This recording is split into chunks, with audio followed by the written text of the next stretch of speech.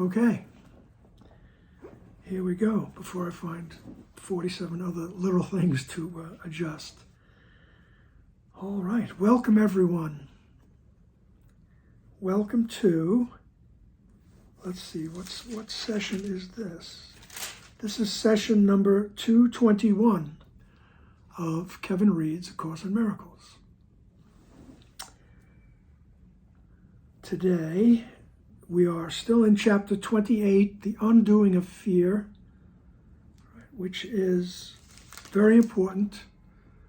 All right, the notion of undoing the fear, because as Jesus said in the last session, all right, and he says, look at the little gap, and you behold the innocence and the emptiness of sin that you will see within yourself when you have lost the fear of recognizing love.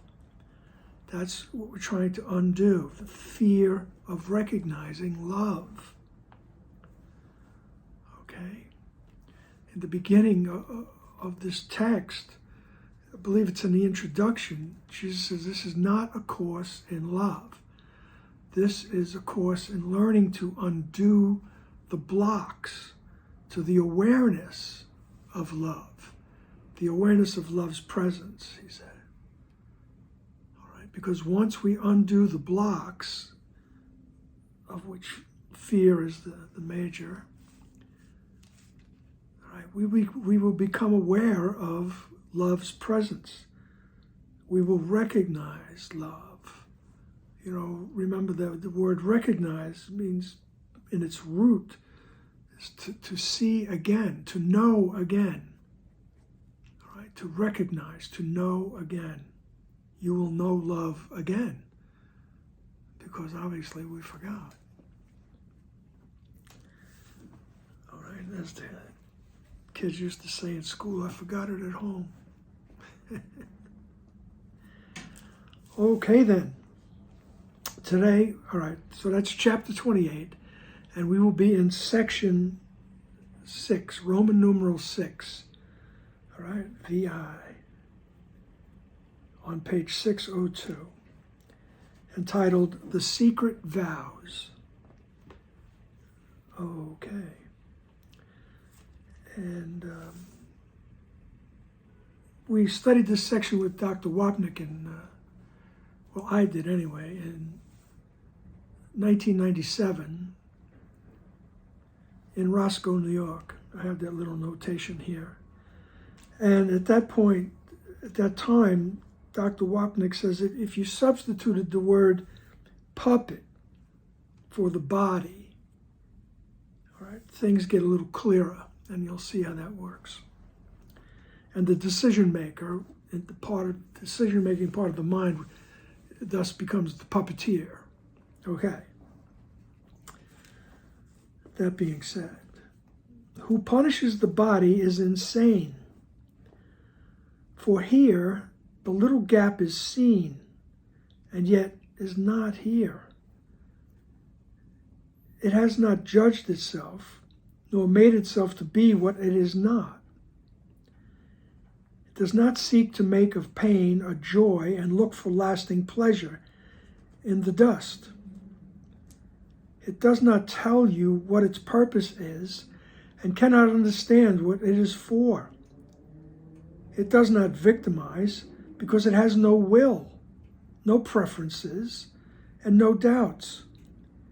It does not wonder what it is, and so it has no need to be competitive. It can be victimized, but cannot feel itself as victim. It accepts no role, but does what it is told without attack. So he's just describing the body as if it were a lifeless puppet. All right? And he says, so if you're going to punish the puppet, that's crazy. You know, we're getting past the, well, even if it was a cartoon that your kids watch, or you watch, or you remember watching puppet shows, right? You don't run up to the stage, you don't run up to the TV and start slapping the puppet around who's doing, negative things. All right? You don't punish the puppet. You don't punish the cartoon. All right? So he says, who punishes the body is insane. What do you take it out on yourself for? What do you take it out on this for? Whatever it is. He says, because here in this body, the little gap is seen.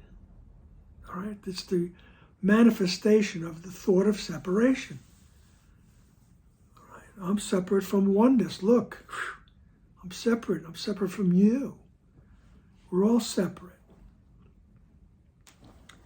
So here with this body, that's where we prove that we're separate. He says, for here the little gap is seen, yet it is not here. All right, there is no gap, he's saying, but we keep insisting.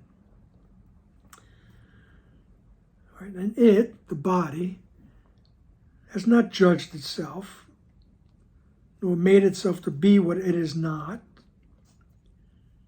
Right? It does not seek to make of pain a joy and look for lasting pleasure in the dust. So we look for lasting pleasure with things to do with the body, in the dust. Right? It doesn't think. It doesn't tell you what its purpose is. Right? It cannot understand what it's for. Right? The body, it, does not victimize. Right? The mind victimizes. Right? Because it has no will. The body has no will, no preferences, no doubts. Right? The body doesn't wonder what it is. And so the body has no need to be competitive. The body can be victimized, but cannot feel itself as a victim. It accepts no role, but does what it is told without attack. Right? The body does what it is told. And the body can be victimized, but it cannot feel itself to be a victim if the mind doesn't declare it so.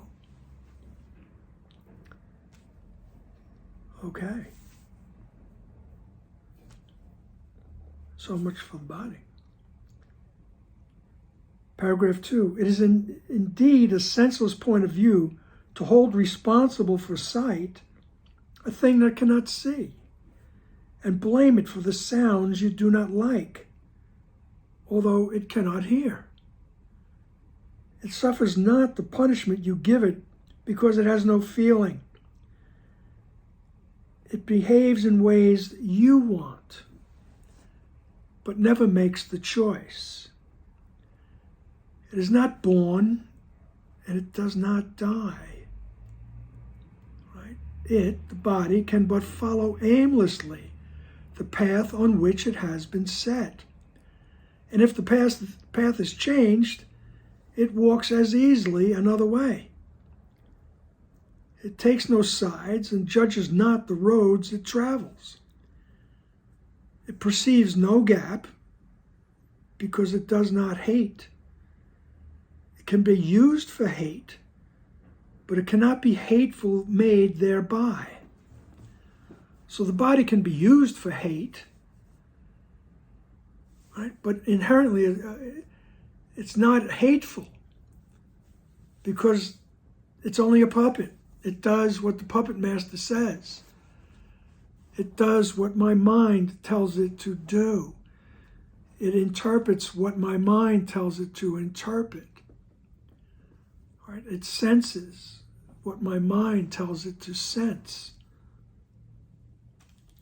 It behaves in ways that you want. The you is the decision maker. All right? We're not asked to deny the body. We're just asked to see what thought system it represents. How is it being used? Simple, just observation, without judgment. Observation without judgment. Do not judge yourself, right? for using the body in the service of the ego thought system, which is sin, guilt, and fear. Separation. Separation, guilt, and fear. Just observe that and say, oh yeah, I'm looking at the world through the eyes of the ego. I'm experiencing myself through the eyes of the ego. All right, so we're not asked to deny anything. Don't deny what your body's doing. All right? That's, as Jesus said, that's an unworthy form of denial. All right? No, I don't have a mark on my arm. I'm not, my arteries and veins are not getting thinner. Every time I bump myself, I get a bruise. All right, so you don't deny it. You just observe it and ask, help me to see it correctly. All right? I mean, it's just popped up in my mind because it was recent, but I could look at that and go into a panic. Or I can look at that and, say, oh, well, another trip around the sun, And if I thought it was something to be concerned about, I would go to someone who knows about these things. I would go to a medical practitioner. So don't deny your body, all right? What you want to do is observe your thoughts, okay? That's an example where you could observe, you could perceive yourself as being victimized by age. Oh, look at that, I'm getting uglier. My skin is crepey. You can feel like a victim, but that's not the body's fault. That's my interpretation, because I'm looking at the body through the eyes of the ego. All right. I'm hearing Ram Dass saying you have to deal with becoming irrelevant.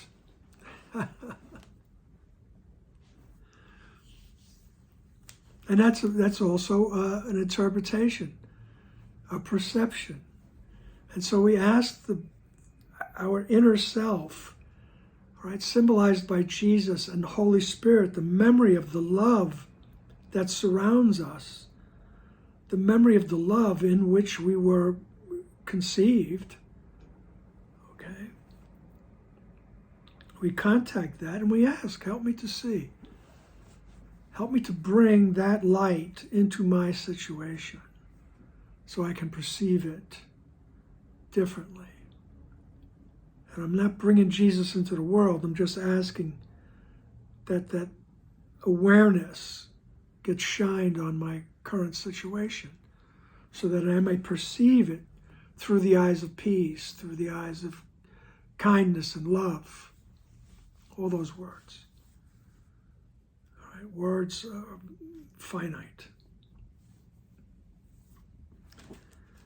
Alrighty then.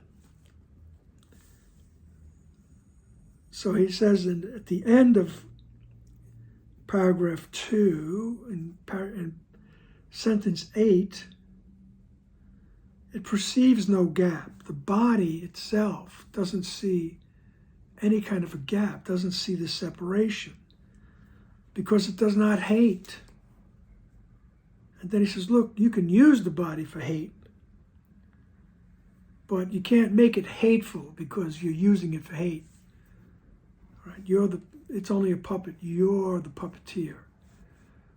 Right? If the body is being used for hate, you're having hateful thoughts.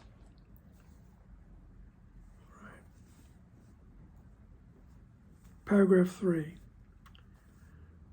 The thing you hate and fear and loathe and want, the body does not know. You send it forth to seek for separation and be separate. And then you hate it, not for what it is, but for the uses you have made of it. You shrink from what it sees and what it hears, and you hate its frailty and littleness, and you despise its acts, but not your own. It sees and acts for you.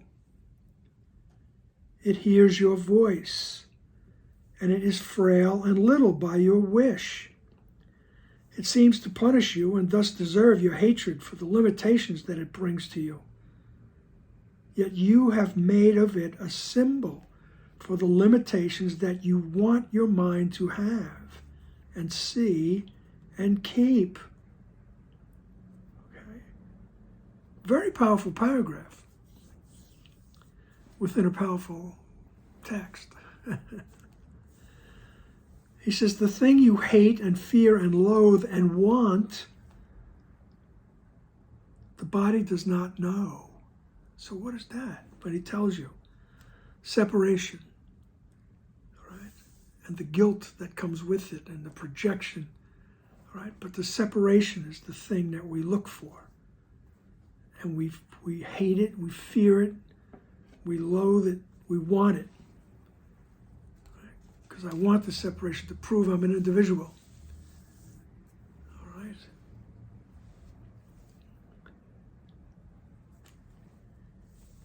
And you send it forth to seek for separation and be separate. And then you hate it for what it is.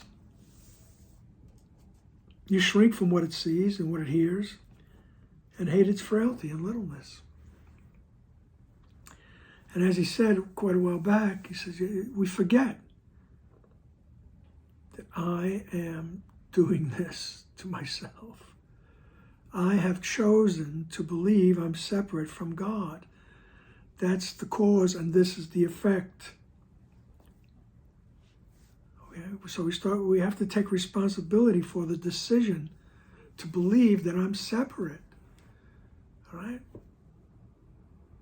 You're not going to get killed for it. You're just going to continue to live in this world with all its nightmarish qualities. It ain't easy, right? Come on. And that's the saying. That's putting it mildly. All right. I mean, I get sucked into social media. And what I see so many people are really suffering mentally, physically, emotionally. And they're calling out for help. They really are. All right? And what Jesus is going to suggest that we do is to not buy into the belief that they're separate from God. That's what's causing the suffering. Is to withdraw my belief in that thought and allow myself to become a channel of the truth. And the truth will enter their mind because the minds are joined, the mind is one. And they may not change their perspective until they're ready. All right, but when they're ready to change their perspective, that thought is in the mind. It's waiting there for them to support them. And in the meanwhile, I'm reinforcing my own rejection of the ego thought system. Okay. And in paragraph 3, sentence 6, the it, once again, refers to the body. It sees and acts for you. That's my decision-making part of my mind. The decision maker, Jew. The body hears your voice. So when I see the it, I'm just going to say the body. Or as Ken would say, the puppet. We could put that in there. The puppet hears your voice. And the puppet is frail and little by your wish. The puppet seems to punish you and thus deserve your hatred for the limitations that the puppet brings to you. Yet you have made of it, you have made of the puppet, the body, a symbol for the limitations that you want your mind to have and see and keep. All right? So my body becomes the symbol of the limitations that I want, of my choice for separation, my choice for the ego thought system of separation, guilt, and fear. All right? So you've made of it, the body, the puppet, a symbol for the limitations that you want your mind to have and to see and to keep. It's my choice for the ego. Now, no one's pointing a finger of accusation at you. We're just trying to get it. We have to get ourselves to realize, oh yeah, this is a choice that I made. And you don't go to punish yourself for that. You just say, oh, what a silly thing that was. Let me choose again. And we constantly choose again until we really, really get it. And because every time I choose to see correctly, that the awareness of love rises, put it that way, it rises a little more. I don't think it happens that way, but that's the way it seems, okay? It does seem that way. And we like the result, so we want it more and more. So it behooves us to do that. I always like that word, behoove. I had a nun in the 7th grade who really introduced that word to me. It would behoove you not to laugh in class. It would behoove you not to laugh in church. Alrighty then. So the body only laughs because my mind directs it to do that way. Okay?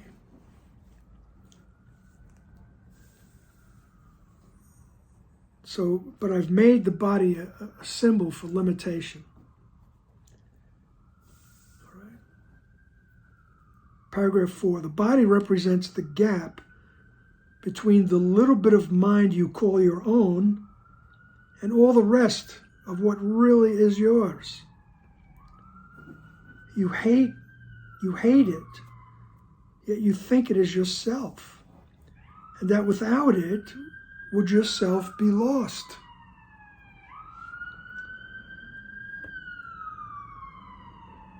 New York City's finest.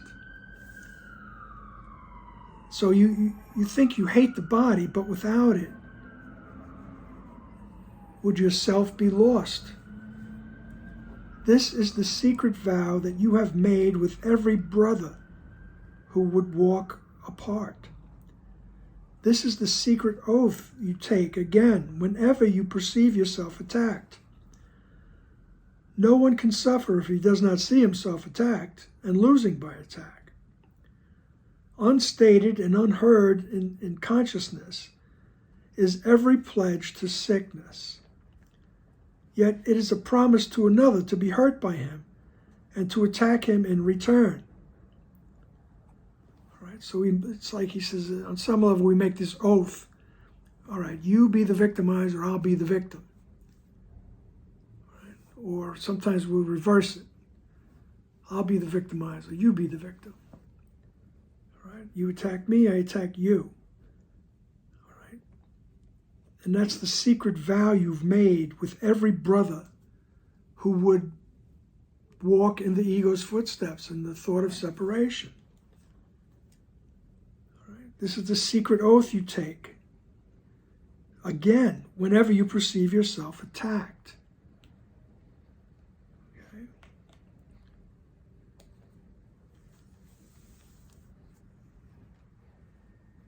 So he says you hate it, you hate that. Yet you think the body is you, and that without it, you'd be lost.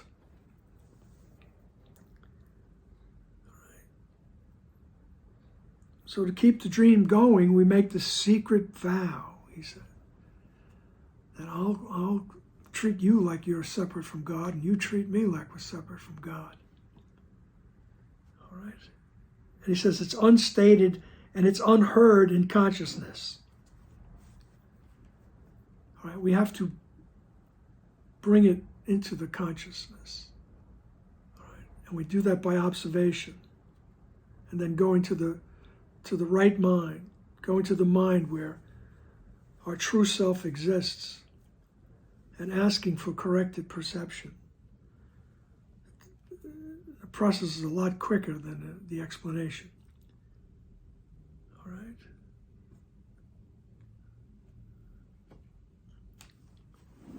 All right, it's unstated and unheard in consciousness. And he says, every pledge to sickness, every pledge to believe in separation, it's unstated and it's unheard in consciousness. We just play it out. All right? Yet it is a promise to another to be hurt by him and to attack him in return. And so the game continues. Attack, defend, attack, defend. It gets very tiresome.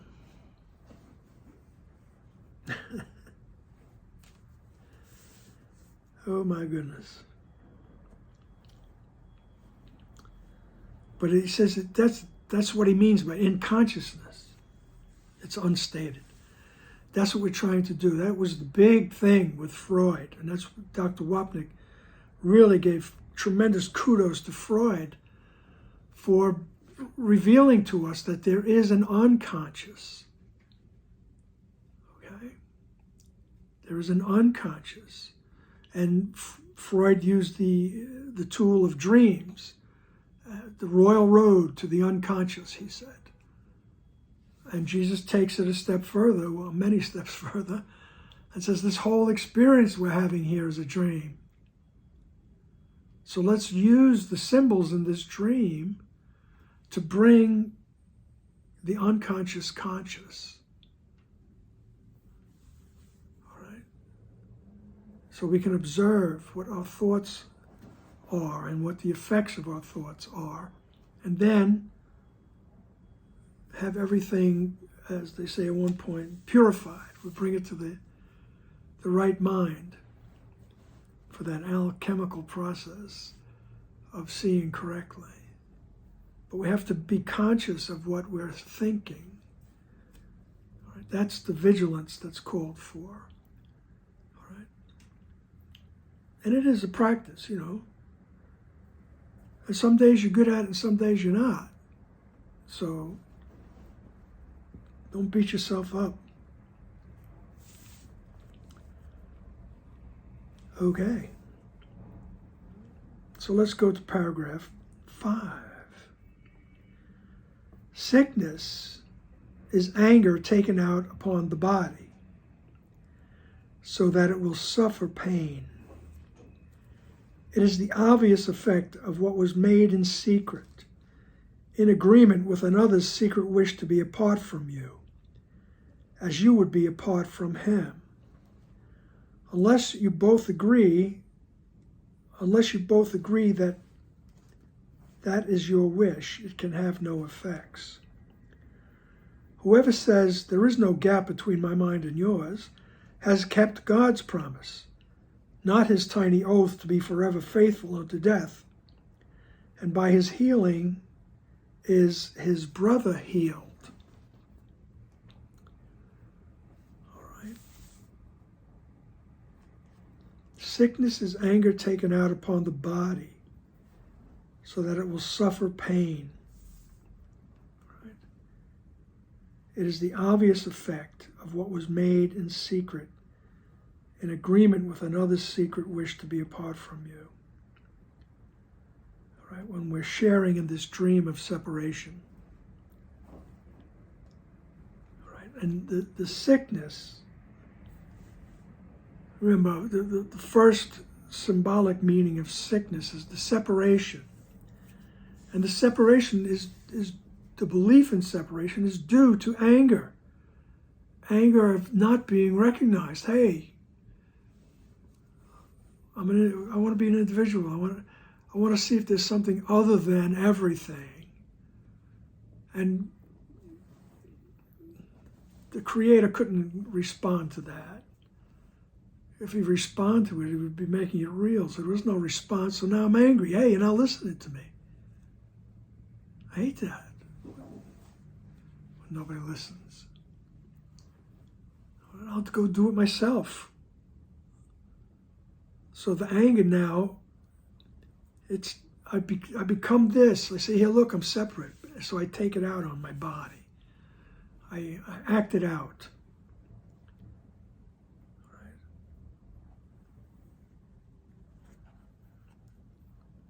So he says, unless you both agree that is your wish, it can have no effects.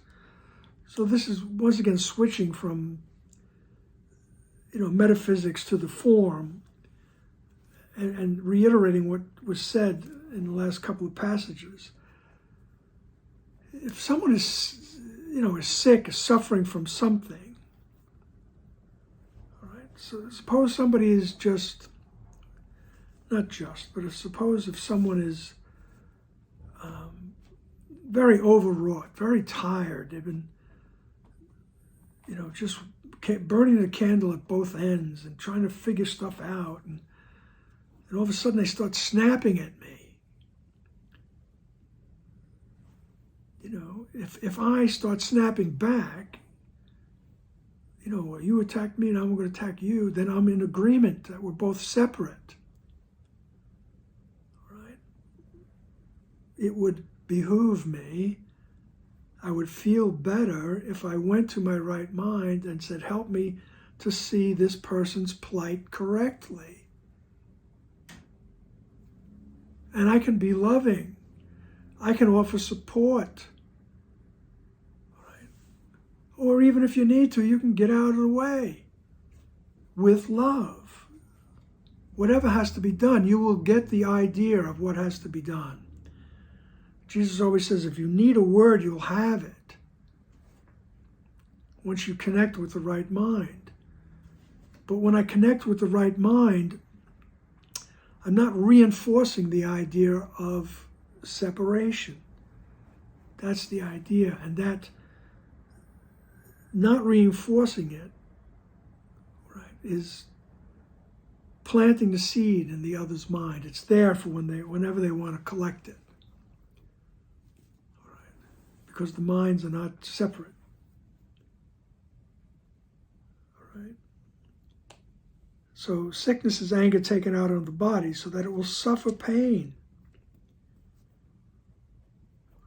It is the obvious effect of what was made in secret agreement with another's secret wish to be apart from you. All right, so we both think, we're both separate. So like we said before, you attack me and then I'll attack you, and the world spins. Right? Unless you both agree that it is your wish, it can have no effects. So if I don't agree that I wish to be separated and prove it, then it will have no effects on me. Your antics, right? Your snapping at me will have no effects because I don't believe I'm separate from God. Your fear can have no effect on me. All right. Whoever says, all right, paragraph 5, sentence 4, whoever says there is no gap between my mind and yours has kept God's promise. All right, so whoever, it doesn't have to be that formal. You just realize in that instant, in that moment, in the midst of the event, help me to see correctly. That's saying that there is no gap between my mind and yours. All right? Not his tiny oath to be forever faithful unto death. All right? So I've renounced my oath to be faithful to the thought of separation.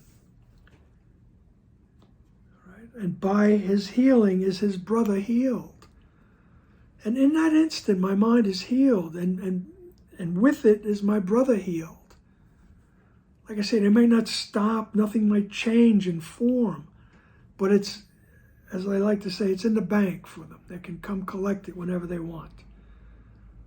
The memory of not being separated from God. All right, so then he says in paragraph 6, so let this be your agreement with each one, that you be one with him and not apart. And he will keep the promise that you make with him, because it is the one that he has made to God, as God has made to him. God keeps his promises. His Son keeps his. In his creation did his Father say, you are beloved of me, and I of you forever. Be you perfect as myself, for you can never be apart from me. His Son remembers not that he replied, I will, though in that promise he was born. Yet God reminds him of it every time he does not share a promise to be sick, but lets his mind be healed and unified. His secret vows are powerless before the will of God, whose promises he shares. And what he substitutes is not his will, who has made promise of himself to God. Right? So he says, let this be your agreement. Instead of agreeing that, yes, we're both separated from God, you attack me, I attack you, I'll get you one of these days, all that. He says that you be one with him and not apart. That's the right-minded correction. All right? That's seeing correctly. Help me to see that I am one with this other, not apart from them. All right? And even in that statement, we have to let go of the fear of being demolished, the fear of being overcome, the fear of being abused, the fear of being attacked again. Because the ego will always try to tell us, oh, no, that's not going to work. You know you have to defend yourself against this. You can't let them hook you. You can't let them drag you in. All right, but Jesus is telling you that, yeah, that's true. You can't let them drag you in, but here's the way out. You come to your right mind and you sincerely ask, help me to see with corrected vision. Help me to see past this routine that this person goes through. All right. So let this be your agreement that you be one with him and not apart. And he will keep the promise that you make with him, because it is the one he has made to God, and God is made to him. All right. The promise we made to God is that, yes, we will be one. We will not be separate. That's the poetic way of saying things, okay? So God keeps his promises, and his Son keeps his. And this is a very beautiful section too. He says, in his creation, the Father said, you are beloved of me, and I of you forever. Be you perfect as myself, for you can never be apart from me. Right? You'll always be a part of me, and you'll be as perfect as I am. And the Son replied, I will. And through that promise, we were born. Yet God reminds him of it every time he does not share a promise to be sick. So God reminds us of our connection. Every time we refuse to keep the promise to be separated.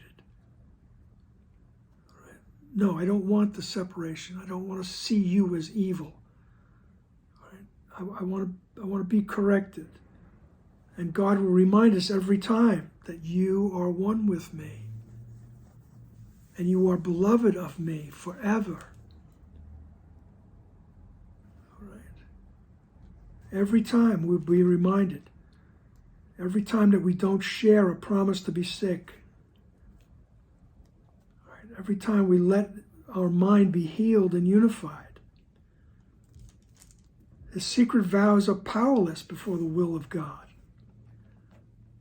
So that decision to believe in separation, he goes, that's powerless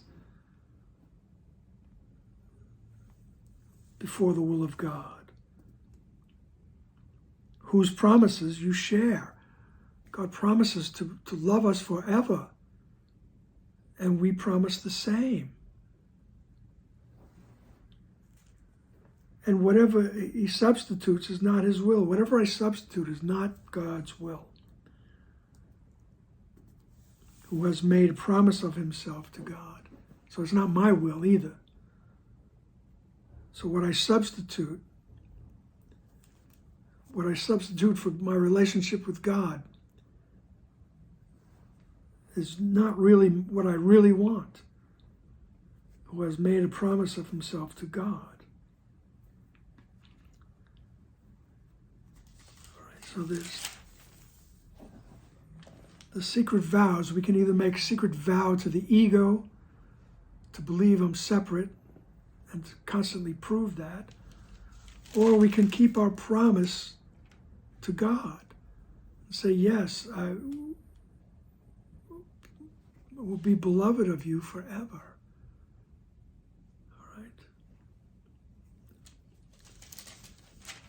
And that's that for today's session. Okay. All righty then. I have run out of thoughts.